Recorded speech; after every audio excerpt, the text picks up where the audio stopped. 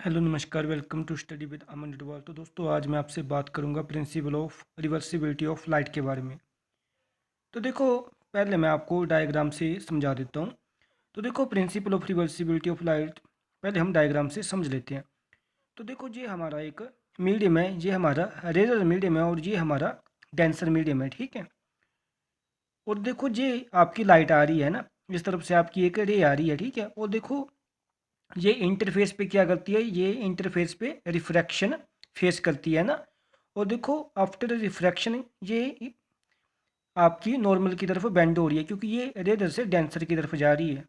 लेकिन देखो, जैसे जी आगे जा रही है तो उसके रास्ते में क्या रखा है, हमने एक प्लेन मिरर रखा है, एक शीशा रखा है।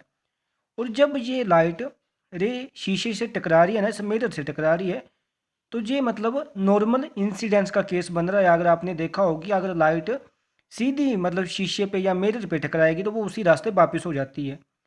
तो देखो क्या हुआ, जहाँ से जब ये रे टकराई ना इससे, मिरर से, तो ये उसी रास्ते वापस हो गई।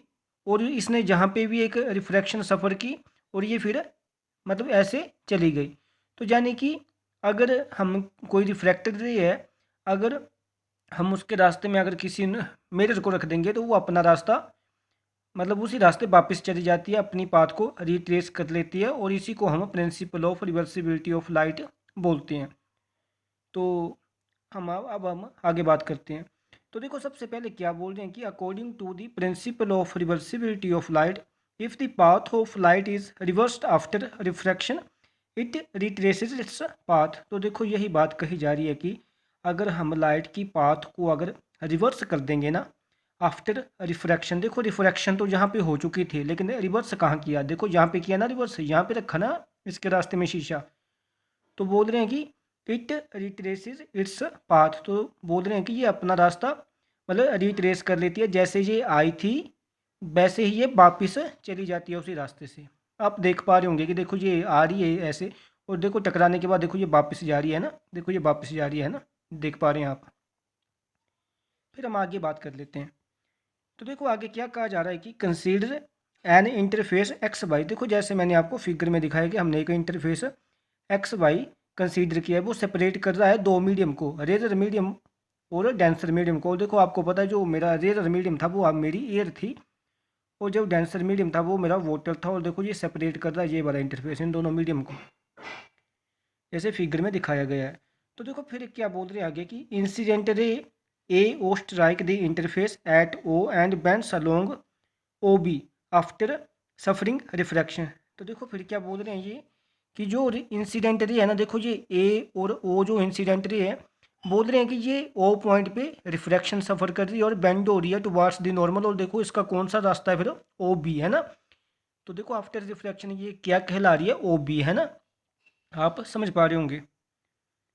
और देखो, फिर बोल रहे हैं कि i and r the angles of incidence and angle of refraction respectively. और देखो, आपको पता ही है कि जहाँ पे इंसिडेंट रे और जो नॉर्मल के बीच में एंगल होता है वो आई होता है, और जो रिफ्रैक्टर रे और नॉर्मल के बीच में जो एंगल होता है वो एंगल ऑफ रिफ्रैक्शन आर होता है। तो देखो, हम आगे बात करते हैं। तो देखो, कहा जा रहा है कि no late the refracted ray O B falls normally on the plane of the mirror M, the ray of the light O B is then reflected back along B O at point O again. तो देखो, यहाँ पे क्या बहुत बात बोली जा रही है कि देखो जी, तो देखो क्या बात बोली गई कि जो आपकी ये ओ बी रे है ना, देखो ये ओ बी रे है इस तरफ की तरह ना, ये आ रही है जो। तो बोल रहे हैं कि ये नॉर्मली नॉर्मली गिरती है, यानी कि ये परपेंडिकुलरली गिरती है इस प्लेन मिरर पे। और ये मतलब जिस रास्ते आई होती है उसी रास्ते वापस जाती है, और ये कहाँ पे पहुँच जाती है, मतलब ये फॉलो करती है पाथ बी ओ, यानी कि ये जहाँ तक पहुँच जाती है। और फिर हम आगे बात करते हैं। तो देखो, कहा जा रहा है कि देखो हुआ क्या, जब ये बी से ओ तक पहुंच गई ना, तो देखो इसने ओ पॉइंट पे फिर से इसने रिफ्रैक्शन सफ़र की है ना।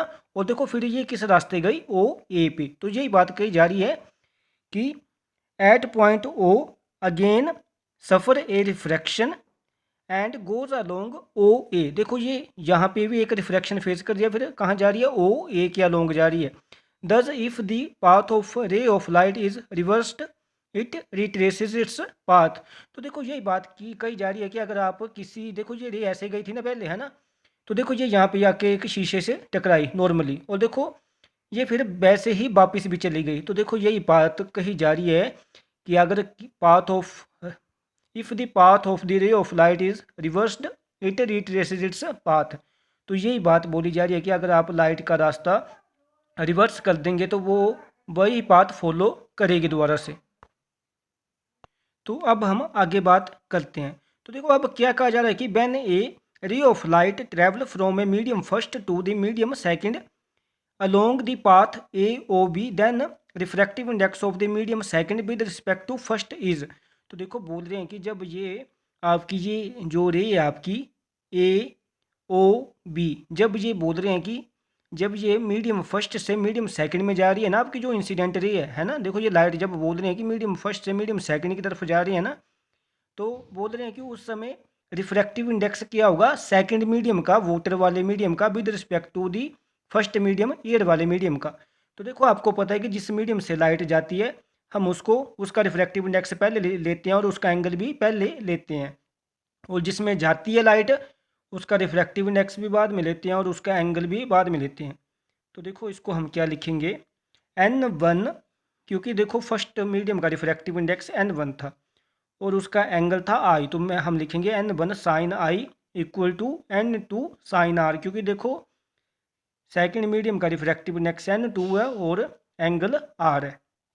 और देखो इसको हम कैसे लिख सकते हैं फिर, देखो हम निकाल क्या रहे हैं, हम निकाल रहे हैं refractive index of second medium with respect to first medium. देखो हम रिफ्रैक्टिव इंडेक्स उस मीडियम का निकालते हैं जिसमें लाइट रिफ्रैक्ट होने के बाद में जाती है ना, और किसके कंपेयर में निकालती हैं, जिसमें हमारी इंसिडेंट रे ट्रैवल करती हैं, यानी कि जिससे लाइट जाना शुरू होती है।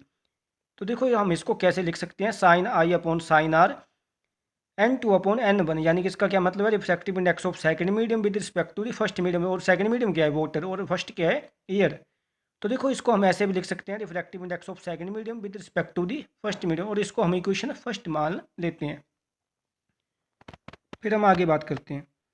तो बोल रहे हैं कि when path of ray of light is reversed it travel from medium two water to the medium first air along the path BOA, then the refractive index of medium first with respect to medium second is given by. तो देखो बोल रहे हैं कि जब light का रास्ता बदल गया था शीशे से टकराने के बाद, मतलब वो रिवर्स हो गई थी अपनी पाथ पे, तो बोल रहे हैं कि रिफ्रैक्टिव इंडेक्स निकालो फर्स्ट मीडियम का with respect to first second medium. तो देखो देखो मेरी बात सुनो ध्यान से, यहाँ देखो यहाँ पे क्या हो रहा है, अब यहाँ पे देखो अब लाइट वाटर से एयर में जा रही है ना, और आपको पता है अब जब लाइट वाटर से एयर में जा रही है तो क्या इसी को हम एंगल ऑफ इंसिडेंस नहीं बोल सकते, और इसको हम एंगल ऑफ रिफ्रैक्शन बोलेंगे उस केस में, है ना। तो देखो बोल रहे हैं कि रिफ्रैक्टिव इंडेक्स निकालो एयर का विद रिस्पेक्ट टू वाटर।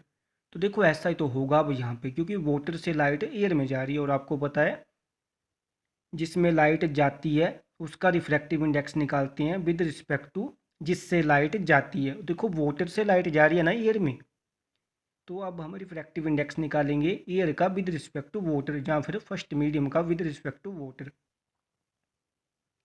समझ रहे हो मेरी बात। तो देखो अब क्या आएगा, N2 साइन आर, क्योंकि इससे जा रही है ना लाइट और जा किस में रही है इसमें, तो देखो क्या आएगा फिर N1 साइन आई। तो देखो हम इसको ऐसे लिख सकते हैं, N2 sine r equal to N1 sine i. और देखो और क्या लिख कर सकते हैं हम, sine are upon sine I equal to N1 upon N2। तो देखो अब हम क्या कर रहे हैं, हम रिफ्रैक्टिव इंडेक्स निकाल रहे हैं फर्स्ट मीडियम का विद रिस्पेक्ट टू सेकंड, यानी कि हम अब रिफ्रैक्टिव इंडेक्स निकाल रहे हैं एयर का विद रिस्पेक्ट टू वाटर। समझ रहे हो मेरी बात। और देखो इसको कैसे लिख सकते हैं, refractive index of first medium यानी कि air with respect to the second medium water. तो देखो ये हमारी आ गई सेकंड इक्वेशन, और देखो ये थी हमारी फर्स्ट इक्वेशन, है ना। देखो ये क्या था, refractive index of the second medium with respect to first medium, और ये था refractive index of the first medium with respect to second medium. तो देखो हम इक्वेशन फर्स्ट और सेकंड को मल्टीप्लाई करेंगे, इसकी लेफ्ट साइड को इसकी लेफ्ट साइड से मल्टीप्लाई करेंगे और राइट साइड को राइट साइड से मल्टीप्लाई करेंगे। तो देखो हमें यहाँ से क्या मिलेगा। तो देखो फर्स्ट इक्वेशन से क्या आएगा, sine I upon sine R, और सेकंड से क्या आएगा, into sine are upon sine I is equal to refractive index of second with respect to first multiply refractive index of first with respect to second. और देखो ये यहाँ से cut जाएगा सब कुछ, है ना। तो देखो ये फाइनली ये 1n2 मल्टीप्लाई 2n1 किसके बराबर आएगा, ये 1 के बराबर आएगा। तो देखो इसको हम ऐसे लिख सकते हैं कि 1 is equal to 1n2 multiply 2n1।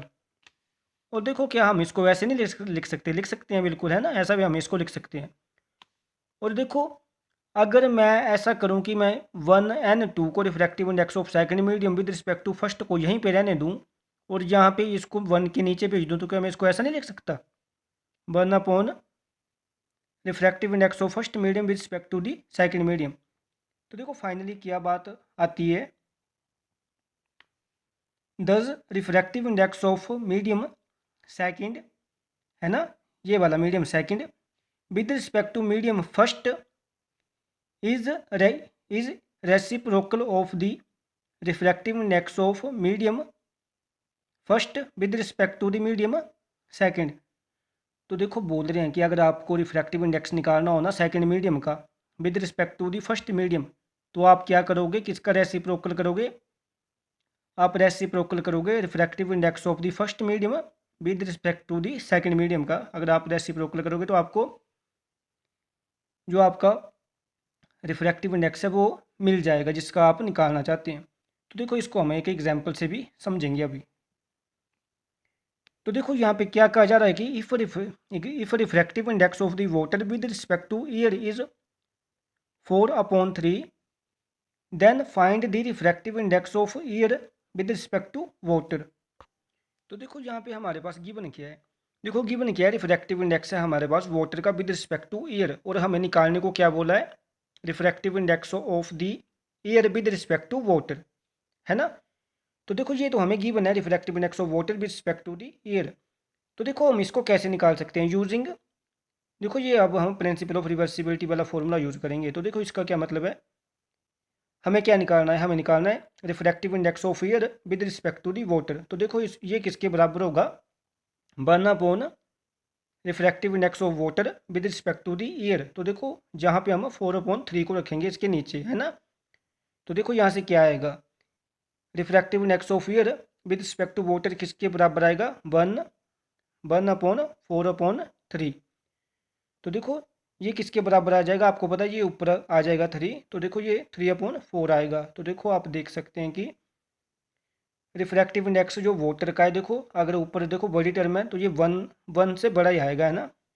लेकिन देखो एयर का रिफ्रैक्टिव इंडेक्स अगर हम निकालेंगे विद रिस्पेक्ट टू वाटर, तो देखो ये 1 से छोटा आएगा, यानी कि जो हवा होती है वो कम घनी होती है वाटर से, और जो वाटर होता है वो हवा से ज़्यादा घना होता है। मैं उम्मीद करता हूँ आप समझ पाए होंगे। धन्यवाद।